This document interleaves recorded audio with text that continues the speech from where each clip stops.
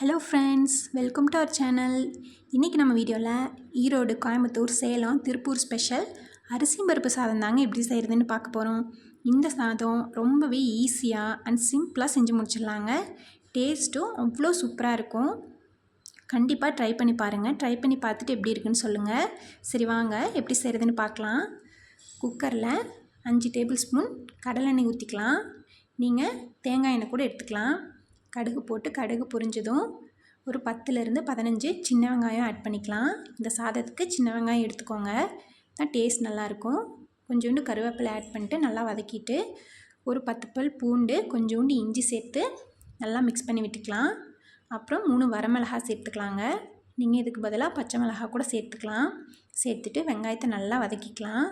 வெங்காயம் வதங்கினதும் நான் இன்றைக்கி ஒரு 4 தக்காளியை கட் பண்ணி ஆட் பண்ணியிருக்கேன்.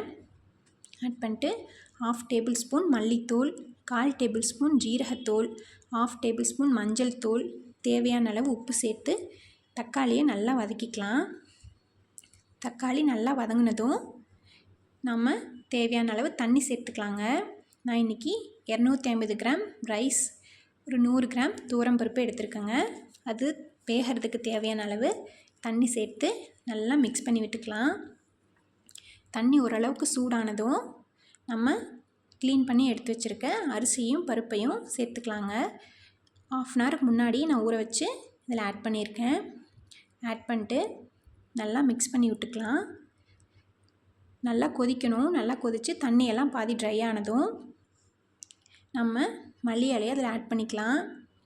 ஆட் பண்ணிட்டு ஒரு 2 நிமிஷம் நல்லா கிளறி விட்டுக்கலாங்க.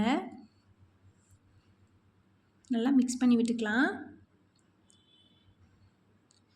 தண்ணி இன்னுமே கொஞ்சம் ட்ரை ஆயிரும். ட்ரை ஆனதும் குக்கர் போட்டு ஒரு 2 விசில் விட்டு எடுத்தோம்னா சூப்பரான அரிசி பருப்பு சாதம் ரெடிங்க. இதை நெய் ஊற்றி பிணைஞ்சு ஊறுகாய் தொட்டு சாப்பிட்டிங்கன்னா அவ்வளோ டேஸ்ட்டாக இருக்கும். கண்டிப்பாக வீட்டில் ட்ரை பண்ணி பாருங்கள். வீடியோ பிடிச்சிருந்தா சேனலை சப்ஸ்கிரைப் பண்ணுங்கள். தேங்க்யூ ஃபார் வாட்சிங்.